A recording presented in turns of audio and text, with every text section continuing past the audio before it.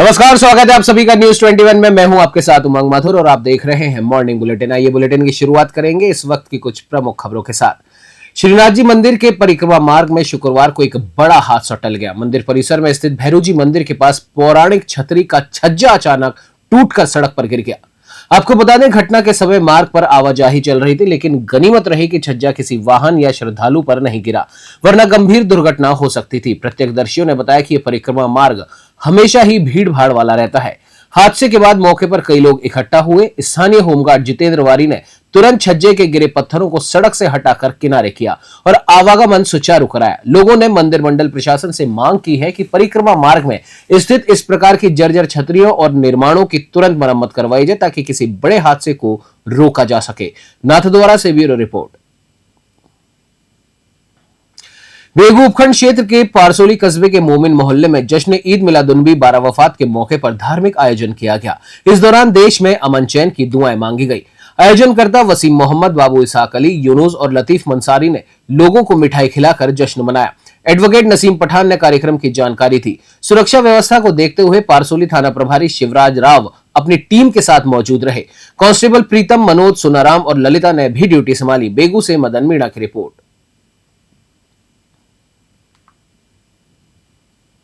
तो वही चित्तौड़गढ़ एसपी मनीष त्रिपाठी के निर्देश पर पारसोली थाना पुलिस ने बड़ी कार्रवाई करते हुए एनडीपीएस एक्ट के इनामी आरोपी को गिरफ्तार कर लिया। डीएसपी बेगू अंजलि सिंह के मार्गदर्शन और पारसोली थाना अधिकारी शिवराज राव के नेतृत्व में थाना साडास में वांछित का इनामी अभियुक्त गोपाल, पिता भैरूलाल गुर्जर, निवासी इटावा, थाना पारसोली को गिरफ्तार किया गया।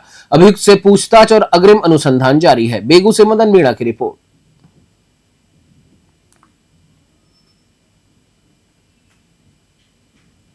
धौलपुर में मुस्लिम समाज की ओर से जश्न ईद मिलादुन्नबी का पर्व उत्साह और धार्मिक श्रद्धा के साथ मनाया गया। सुबह से ही तेज बारिश जारी रहने के बावजूद हजारों लोग जुलूस यात्रा में शामिल हुए। शहर काजी मतीन खान गौरी की अगुवाई में शुरू हुए जुलूस का जगह जगह समाज के लोगों और अन्य समुदाय द्वारा फूल मालाओं से स्वागत किया गया।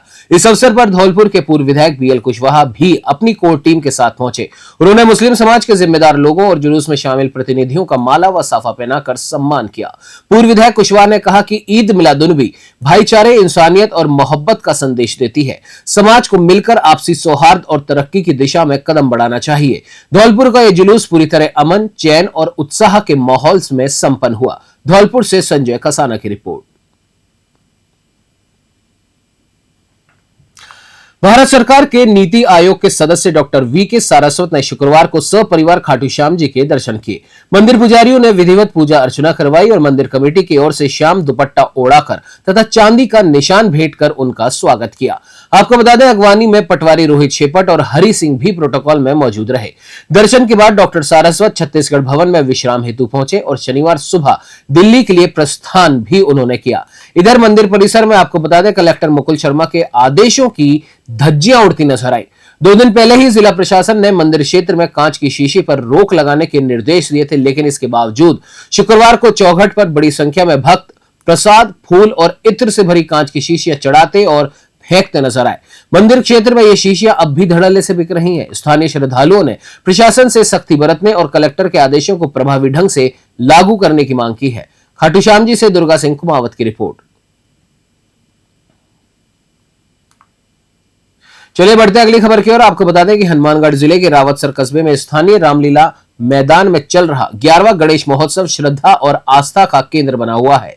शुक्रवार को गणेश कथा के दौरान कथावाचक आचार्य पंडित बजरंग लाल शास्त्री ने कहा, गणपति केवल बुद्धि के देव ही नहीं बल्कि जीवन में खुशहाली और विश्वास के भी प्रतीक है। उन्होंने बताया कि गणेश जी का विशाल स्वरूप हमें जीवन जीने का आध्यात्मिक पाठ सिखाता है। प्रत्येक प्राणी को गजानन का सुमिरन कर उनके जीवन मार्ग की शिक्षा ग्रहण करनी चाहिए। गौरतलब है कि रावतसर का ये गणेश महोत्सव पिछले 11 वर्षों से निरंतर आयोजित हो रहा है। प्रतिदिन पूजा, कथा, आरती और भजन संध्या का आयोजन किया जाता है। समिति अध्यक्ष सुरेंद्र कड़वासरा ने बताया कि 5 सितंबर की रात विशाल भजन संध्या का भी आयोजन होगा, जबकि 6 सितंबर को गणेश भोग भंडारा और अनंत भगवान की कथा के बाद नगर परिक्रमा निकाली जाएगी। नोहर से सेठी गोदारा की खास रिपोर्ट।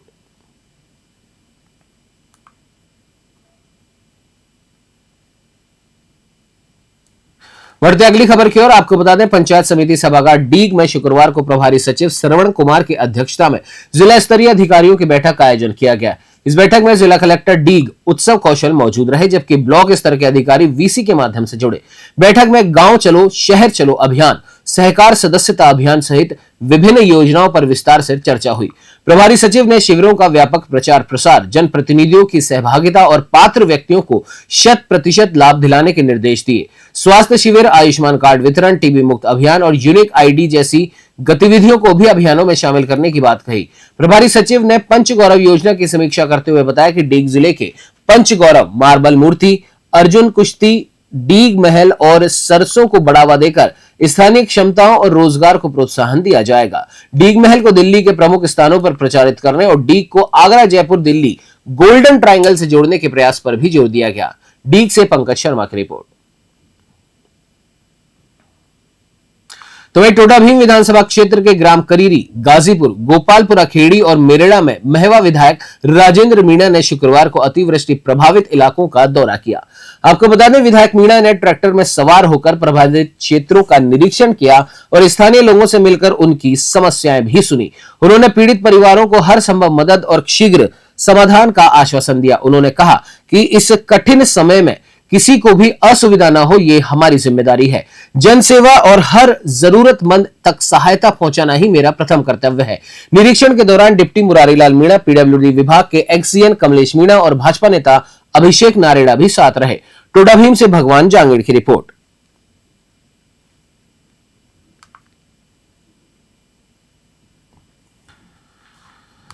चलिए बढ़ते अगली खबर की ओर। आपको बता दें, अनंत चतुर्दशी की पूर्व संध्या पर नागौर के जगावत आवास चेनार में गणेश महोत्सव समिति के तत्वावधान में हवन एवं मूर्ति विसर्जन के साथ गणेश महोत्सव का समापन हुआ।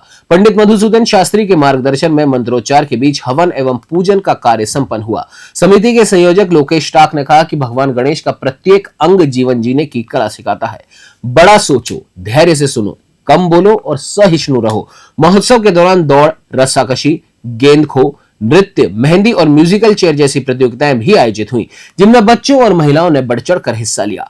विजेताओं का पार्षदों और समिति सदस्यों ने उत्साहवर्धन किया। इस अवसर पर बड़ी संख्या में श्रद्धालु हवन और शोभा यात्रा में शामिल हुए। गणपति बप्पा मोरया, अगले बरस तू जल्दी आके जय घोष के साथ बप्पा को भावभीनी विदाई दी गई। नागौर से मोहित राकावत की रिपोर्ट। राजधानी जयपुर के झोटवाड़ा इलाके में ईद मिलादुन्नबी के मौके पर जुलूस मोहम्मदी बड़े ही अदब व एहतराम से निकाला गया। मक्का मस्जिद से रवाना हुआ ये जुलूस संजय नगर चौराहा, रहमानिया मस्जिद, मदीना मस्जिद और मोहम्मदी मस्जिद से होते हुए कालवाड़ रोड स्थित करबला तक पहुंची। जुलूस के आगे बच्चे, नौजवान और बुजुर्ग इस्लामी परचम लहराते नजर आए। जगह जगह राहगीरों और मोहल्ले वासियों ने फूल बरसाकर जुलूस का इस्तकबाल किया। पूरे रास्ते भाईचारे और मोहम्मद का पैगाम गूंजता रहा। आपको बता दें, सुरक्षा व्यवस्था को लेकर झोटवाड़ा थाना पुलिस मुस्तैद रही। एसपी झोटवाड़ा सुरेंद्र सिंह राणावत, थाना अधिकारी राजेंद्र सिंह और थाना स्पेशल टीम मौके पर मौजूद रहे और जुलूस के साथ साथ चलते रहे। जयपुर से अलीम खान की रिपोर्ट।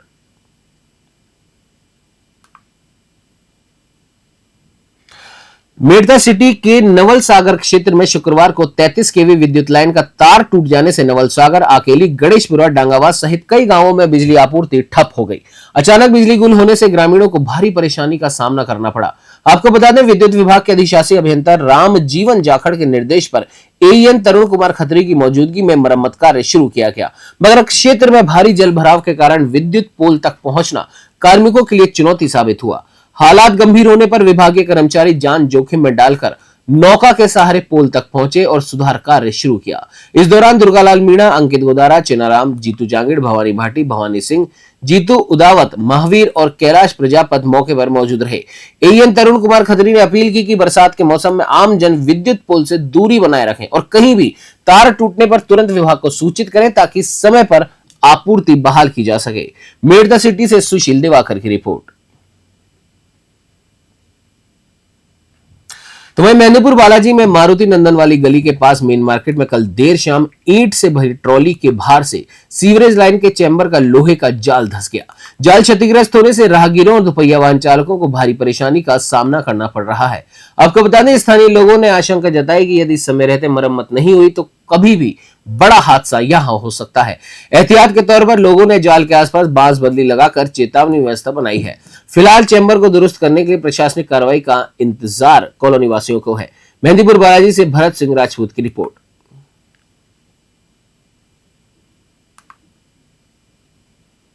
तो वहीं मेहंदीपुर बालाजी में ही राष्ट्रीय राजमार्ग 21 पर गुर्जर शिमला के पास शुक्रवार को एक ट्रेलर अनियंत्रित होकर डिवाइडर पर पलट गया। प्रत्यक्षदर्शियों के अनुसार बारिश के चलते अचानक ब्रेक लगाने से ट्रेलर अनियंत्रित हो गया और डिवाइडर पर चढ़कर पलट गया। हालांकि गनीमत यह है कि हादसे में कोई जनहानि नहीं हुई। आपको बता दें, ट्रेलर में भरतपुर की ओर से जयपुर जा रही मक्के से भरी बोरियां लदी हुई थी। दुर्घटना की सूचना मिलते ही मेहंदीपुर बालाजी थाना पुलिस मौके पर पहुंची और राहत कार्य शुरू किया। मेहंदीपुर बालाजी से भरत सिंह राजपूत की रिपोर्ट।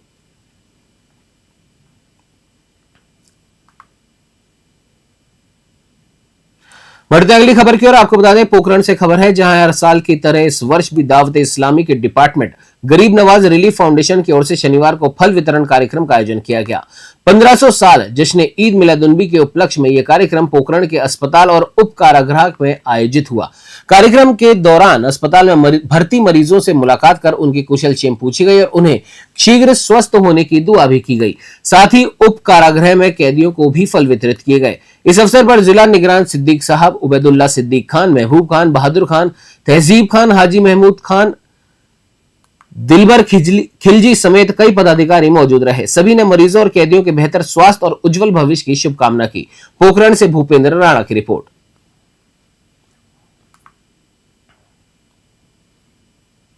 राजस्थान के कोटा शहर में इस साल का भव्य अनंत चतुर्दशी जुलूस और भी खास होने वाला है। पुलिस प्रशासन ने सुरक्षा और कानून व्यवस्था को ध्यान में रखते हुए हाईटेक इंतजाम किए हैं। कोटा में अनंत चतुर्दशी के अवसर पर 13 घंटे से अधिक समय तक चलने वाला विशाल जुलूस निकलेगा, जिसमें 201 से अधिक गणपति प्रतिमाएं, 120 झांकियां और लाखों श्रद्धालु शामिल होंगे। डीआईजी राजेंद्र प्रसाद गोयल ने बताया कि सुरक्षा व्यवस्था को चाक चौबंद बनाने के लिए पुलिस ने पहली बार एआई आधारित सर्विलांस सिस्टम लगाया है। 4000 अपराधियों का डेटा इस सिस्टम में फीड किया गया है। आपको बता दें, कैमरे में जैसे ही इनकी पहचान होगी तुरंत पुलिस को अलर्ट मिल जाएगा।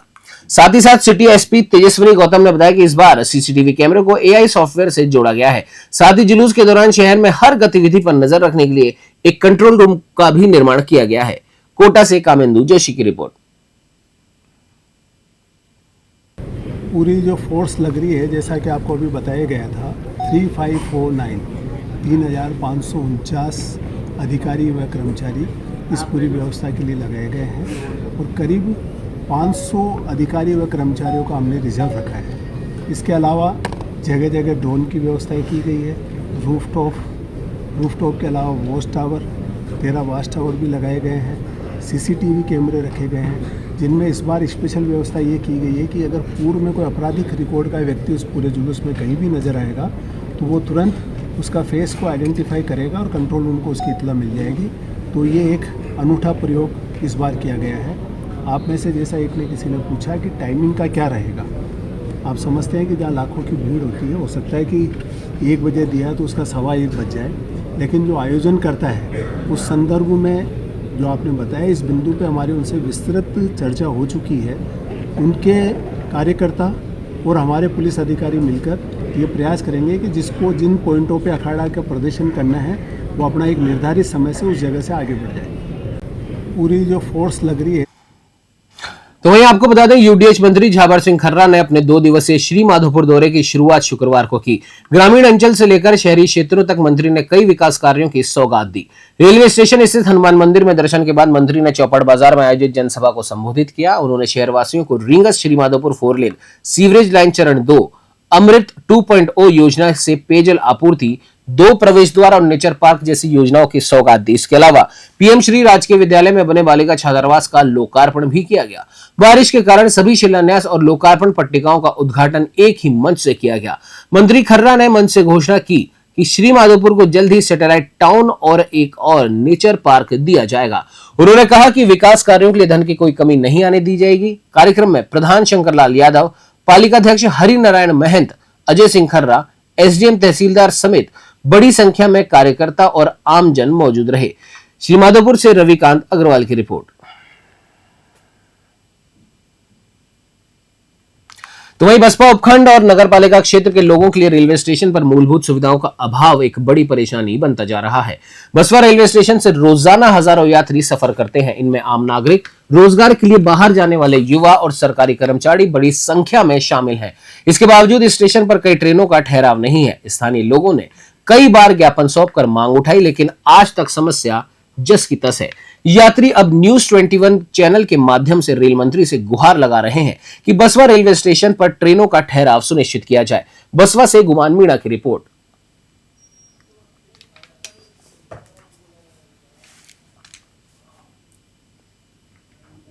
तो वहीं श्रीगंगानगर मार्ग पर सफर करने वाले ग्रामीणों के लिए राहत की खबर है। राजस्थान रोडवेज ने एक नया आदेश जारी किया है।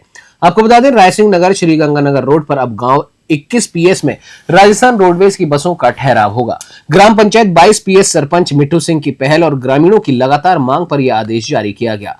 शनिवार से दोनों और की बसें यहां रुकेंगी। इस मौके पर सरपंच अर्जुन राम, गुरदेव सिंह, भूपेंद्र सिंह, अमरपाल सिंह, मंजीत सिंह सहित बड़ी संख्या में ग्रामीण मौजूद रहे। बस स्टॉप पर ग्रामीणों ने बस चालकों और परिचालकों का माला पहनाकर स्वागत भी किया। रायसिंह नगर से राजू शर्मा की रिपोर्ट।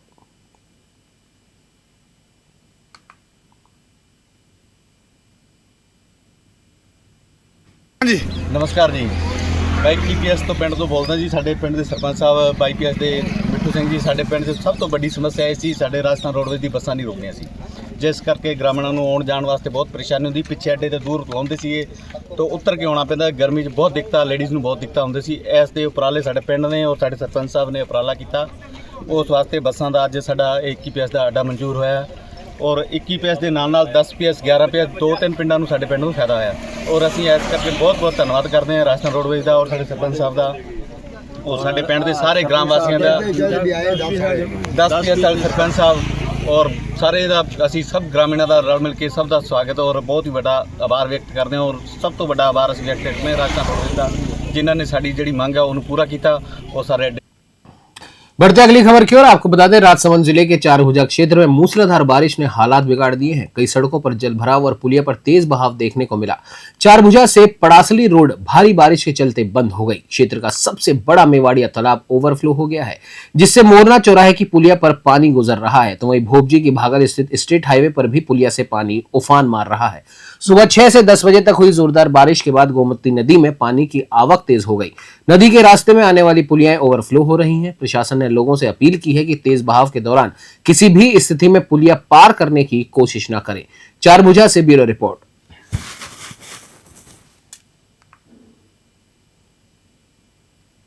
तो वहीं उदयपुर में जिला स्तरीय समीक्षा बैठक का आयोजन किया गया। आपको बता दें, बारिश से बने हालात और उससे जुड़े नुकसान की जानकारी लेने खान एवं पेट्रोलियम विभाग के प्रमुख शासन सचिव और जिले के प्रभारी सचिव टी रविकांत पहुंचे। कलेक्ट्रेट मिनी सभागार में आयोजित इस बैठक में प्रभारी सचिव ने वर्षा जनित हादसों, परिसंपत्तियों को हुए नुकसान और झीलों में पानी की आवक एवं निकासी बंदोबस्त की जानकारी ली। जिला कलेक्टर नमित मेहता ने बताया कि अब तक हुई बारिश के आंकड़े, जर्जर स्कूल और अस्पताल भवनों का उपयोग बंद कराकर वैकल्पिक व्यवस्था की गई है। साथ ही झाड़ोल, खिरवाड़ा और फलासिया क्षेत्र में बारिश से हुए नुकसान की जानकारी भी साझा की गई। उदयपुर से ब्यूरो रिपोर्ट।